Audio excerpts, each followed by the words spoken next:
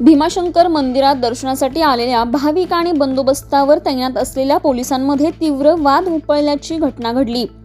गर्दी नियंत्रणावरून सुरू झालेल्या बाचाबाचीत पोलिसांनी अरेरावीची भाषा वापरल्याचा आरोप भाविकांनी केला आहे। या प्रकारामुळे परिसरात काही काळ तणाव निर्माण झाला असून प्रशासनाने भाविकांशी योग्य वर्तन करावे अशी मागणी आता जोर धरत आहे।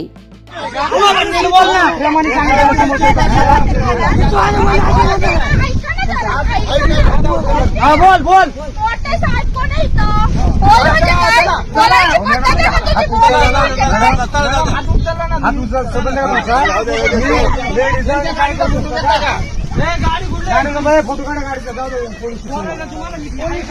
एवढ्या दिवस काय नाही झालं, आज काय झालं तुम्हाला?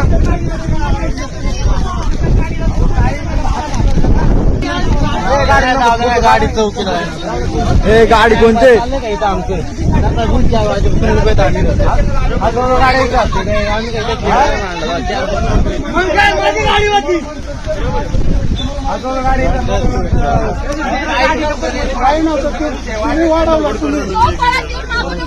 दादा आजपर्यंत ना कोणी स्वतःहून आलं ना, आमचं कर्मचारी